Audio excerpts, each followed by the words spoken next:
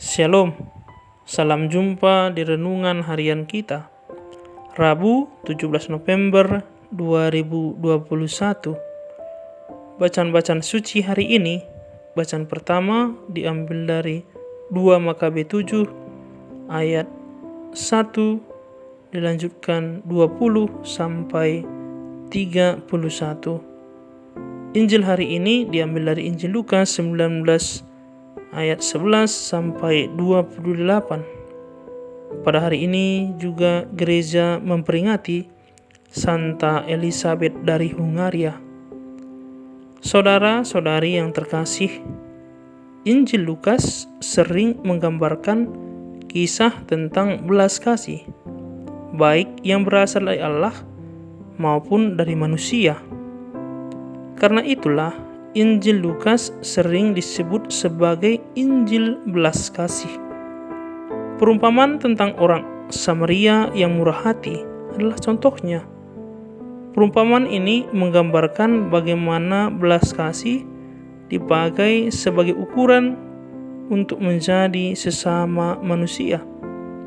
Contoh lain adalah perumpamaan tentang anak yang hilang. Di sini kita melihat bagaimana seorang bapa menunjukkan belas kasih kepada anaknya, meskipun anak itu tidak pantas lagi disebut anak karena telah melakukan kesalahan yang sangat besar. Saudara-saudari yang terkasih, dalam kisah-kisah tersebut terdapat perbandingan antara tindakan kasih dengan tindakan melawan kasih. Dalam kisah anak yang hilang, si sulung tampil sebagai tokoh antagonis. Dia yang hidup dalam kelimpahan ternyata malah tidak merasakan kebahagiaan. Dia iri hati terhadap sang adik yang diterima kembali oleh bapaknya. Demikian juga dalam kisah orang Samaria yang murah hati. Di situ imam dan orang Lewi ditampilkan sebagai pihak yang tidak menunjukkan belas kasih.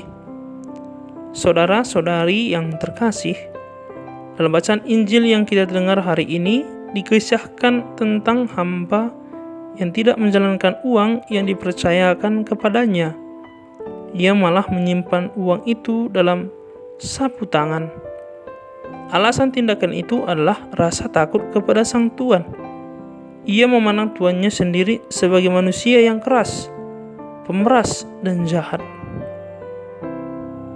Hamba tersebut hanya tinggal dalam ketakutan dan alasan-alasannya sehingga tidak berkembang. Si hamba ini tentunya berbeda sekali dengan hamba-hamba lainnya yang mampu menjalankan uang yang dipercayakan kepada mereka sehingga menjadi berlipat ganda. Mereka melihat tuannya sebagai pribadi yang berbelas kasih. Tidak heran mereka pun memperoleh belas kasih yang lebih berlimpah lagi. Belas kasih yang kita berikan kepada orang lain ternyata akan sungguh menentukan nasib dan masa depan kita kelak, supaya kita juga mengalami kasih dari sesama. Semoga Tuhan memberkati.